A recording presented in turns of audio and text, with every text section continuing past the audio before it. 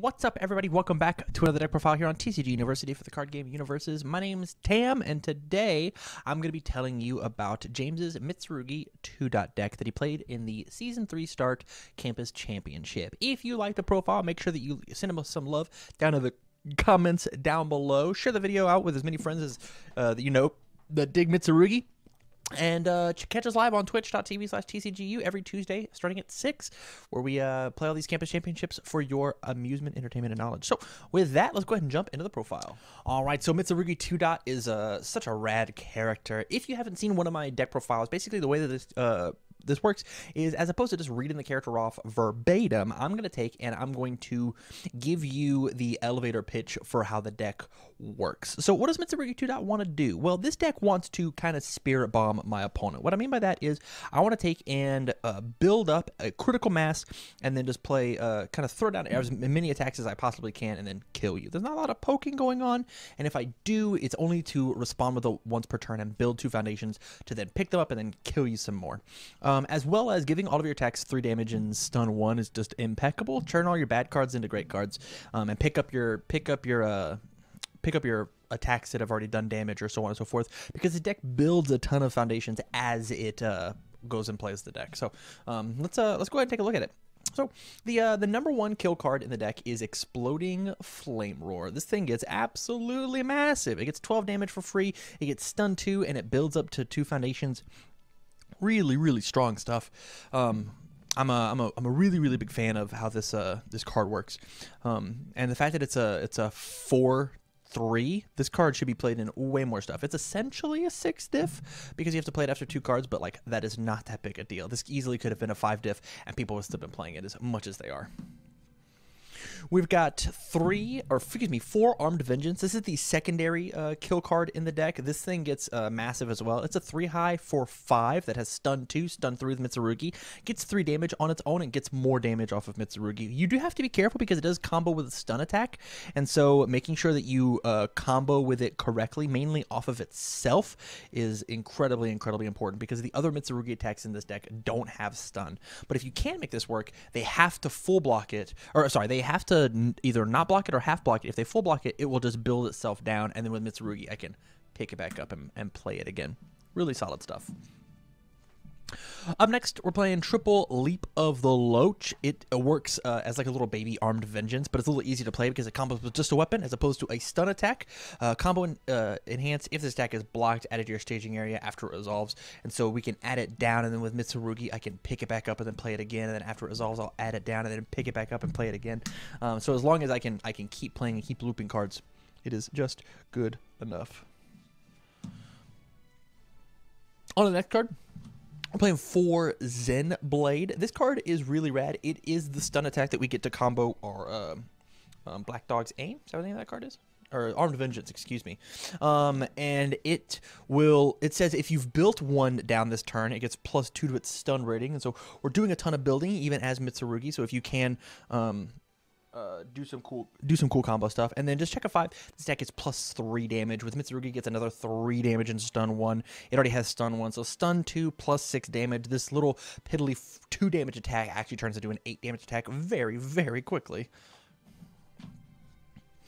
Last attack in our deck is Double Bamboo Slice. This card's just best on the reversal. Response card pool, discard a momentum, add 1 other card from my card pool to my staging area. After my opponent plays an attack, it comes in, remove it, excuse me. After they play an attack, remove it. Super good, as long as we can keep cards in our card pool and keep them momentums in order to get rid of cards and then build them back down with Mitsurugi, as well as just combo stun 2. If we can figure out how to if we can block with a weapon and then play the reversal, play the combo Mitsurugi on my opponent's turn, build some in, we get some cool stuff happening. Onto the actions. We're just playing triple Yin and Yang. Every attack in our deck is a combo, and so whatever I need at the time, just picking up Exploding Flame Roar is just really good. As well as stuffing 2 cards into my opponent's card pool is really solid as well. There's a lot going on inside of a deck that plays Yin and Yang, and we're going to show you how this card combos with the rest of the deck, not just picking up attacks. So onto the foundations. I like to take and put foundations more into groups as opposed to just laying them out all willy-nilly. And so the first group that I want to talk about is just building, right? Consistency with foundations. And we've got 4 searching for the Nightmare. After you play a combo ability, build a top card of your deck by flipping this. And so we build 2 and then build even more. It just gives us more resources in order to try and pick up with Mitsurugi. I build my 2 random face downs, and this one actually builds in ready as opposed to committed with Mitsurugi. We're playing for the Azure Nightmare. This card says that I can take and discard a card and then ready it back up. And so maybe I did check a little poor. I can just commit and then build it back in. And then the ones that come in committed, I don't feel nearly as bad having my whole staging get committed because I can ready these guys back up. As well as this card says once it's discarded, you burn them for 1. And so we'll discard with Mitsurugi, burn them for 1 vitality, and then 3 damage, stun 1. It's just like a little extra bang for your buck. On to the last bit of consistency, we've got 3 prideful personality. Mitsurugi's got some big 5-hander issues, and so sometimes I find a singular attack and I have to kill you this turn.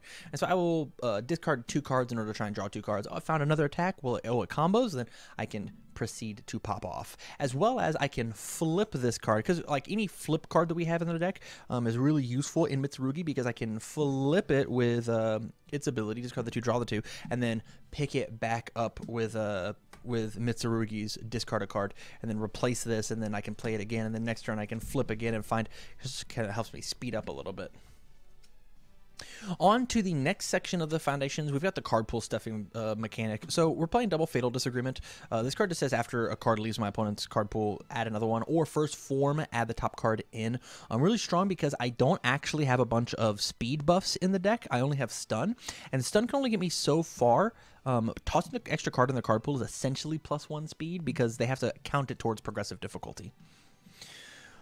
With the adding cards into the card pool, we've got 4 Champion of Combat. Champion of Combat says +X for each card in their card pool. So whenever we take and have Yin and Yang as well, maybe I don't want to play it on defense, I want to play it on offense. It's super easy to discard a card, pick up my face down Yin and Yang that I've hit with my combo, and then on the next attack, drop them in. And then I saw Mitsurugi have 3 Champion of Combats and just was like, hey, this is a +9/+9.